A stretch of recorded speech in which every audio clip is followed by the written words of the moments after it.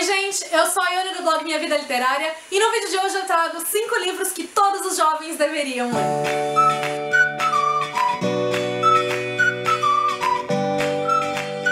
Esse vídeo foi primeiramente feito pela minha gêmea Paola do Livros e Fuxicos. O vídeo dela ela já tem mais de um ano, mas vocês me pediram durante o VEDA pelos comentários pra eu fazer também, então aqui estou eu. Lembrando que essa tá sendo uma semana especial aqui no canal, semana de vídeo todos os dias, então se você ainda não está inscrito, se inscreva para acompanhar todas as novidades e aproveite para participar da promoção e ação Minha Vida Literária 5 anos 15 mil, que está chegando ao final e é justamente para comemorar a finalização dela que aqui estamos nós.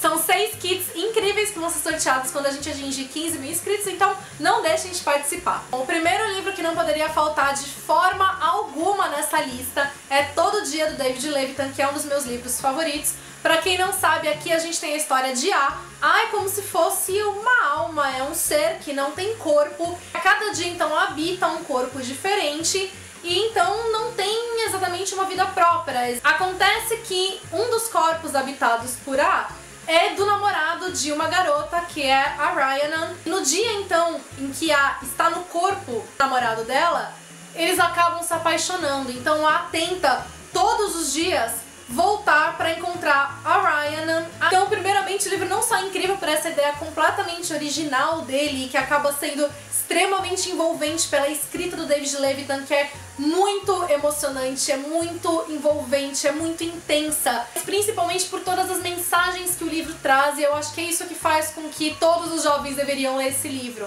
A partir do momento que A habita diferentes corpos, a gente tem diferentes perspectivas, diferentes vivências, diferentes experiências, e faz com que a gente consiga compreender situações que muitas vezes não fazem parte da nossa, mas que estão ali descritas mostrando as dificuldades. Cada corpo habitado por A é uma experiência diferente, é um tapa diferente na nossa cara se a gente conseguir entender o que está sendo dito ali, e eu acho que ele faz um trabalho muito importante de ampliar a nossa visão e a nossa perspectiva das coisas, e enfim, recomendo sem dúvida alguma para todo mundo, não só para os jovens. Mas nesse momento, principalmente de formação e de transição que os jovens passam, acho que é importante fazer uma leitura como essa. Outro livro também que é muito importante nesse aspecto é Por Lugares Incríveis, da Jennifer Niven, que inclusive também foi um dos livros indicados pela PA. Então aqui no caso a gente tem dois jovens, a Violet e o Finch, que se veem numa situação de suicídio. Eles se encontram no telhado da escola, os dois pensando em suicídio. E a partir de um trabalho de geografia que eles têm que realizar juntos, eles passam a se aproximar e um vai ajudando o outro a lidar então com todas essas dificuldades que eles carregam dentro deles. E o livro, eu acho que ele é extremamente importante porque a Jennifer Niven, ela faz um retrato real aqui das situações. Ela traz a brutalidade dessas situações, o quão difíceis elas são, as consequências gravíssimas que elas podem trazer. E eu acho que é muito importante, então, para que isso seja debatido, porque muitas vezes ou esses assuntos não são falados, ou se são falados eles são romantizados. E é importante lembrar que essa história é baseada num garoto que ela conheceu e que trazia essas características do Finch. Então ele traz aqui uma mensagem muito importante que precisa ser falada a respeito, refletida a respeito, e que nem sempre recebe a atenção que merece. Outro livro incrível que também vai trazer diversas reflexões é Na Estrada de Jellicoe, da Melina Marchera, que foi um dos melhores young adults que eu li na vida. Essa aqui é uma típica história que quando ela começa a gente se encanta pelo envolvimento que ela proporciona, mas que a gente fica ainda um tempo meio sem entender o que está acontecendo, fica aquele ponto de interrogação. E na realidade, assim, a cada peça que vai sendo dada e vai sendo montada é pra no final, quando esse quebra-cabeça tiver sido montado, ele desmonta a gente. Então faz a gente repensar também diversos aspectos, traz diversas temáticas aqui que também precisam ser refletidas e trazidas com uma escrita extremamente sensível e habilidosa da autora. Para contar aqui um pouco do enredo, a protagonista, ela foi abandonada na Estrada de Jellicoe pela mãe dela, ela não sabe porque a mãe dela fez isso. A cidade em que ela vive uma guerra civil pelos adolescentes, e essa guerra civil é dividida então em 3 segmentos. Uma são os adolescentes que moram no colégio interno, os outros são os militares, os outros são os habitantes ali da cidade, os que vivem na cidade mesmo. E enfim, a gente não sabe por que essa guerra começou, a gente só sabe que ela existe. e a única referência de um adulto que a protagonista tem foi a pessoa que a resgatou na estrada, né, quando ela era mais jovem, e que vem sendo a tutora dela. Só que a partir do momento em que essa tutora simplesmente some, não deixa rastro, não deixa as pistas, a não ser uma história em que ela estava escrevendo, a protagonista vai começando não só a tentar entender o que aconteceu com a tutora dela, mas descobrir um pouco mais sobre ela mesma e sobre essa história que está sendo contada ali por ela. É um livro incrível, não deixem de ler. Um livro aqui que na realidade ele é mais infanto-juvenil, né, não chega a ser um young adult, mas também é um dos meus livros favoritos que eu vivo indicando pra vocês, é Jeremy Fink, O Sentido da Vida. O Jeremy, ele vai fazer esse aniversário e ele recebe, um mês antes do aniversário dele, uma caixa preparada pelo pai dele que promete conter no interior dela o sentido da vida. E essa caixa só pode ser aberta no aniversário dele se ele conseguir as 4 chaves pra abrir essa caixa. E a grande questão é que o pai dele faleceu já há muitos anos, mas deixou essa caixa preparada de presente pra ele. Ele não sabe como que a caixa chegou até ele, não sabe onde encontrar essas chaves, e ele começa, então ele parte em busca dessas chaves pra poder abrir e vai acabar indo em busca de muito mais coisas, não simplesmente das chaves. É também um livro incrível, que ele tem uma escrita aqui que vai ser leve, mas tão sensível, tão cheia de mensagens.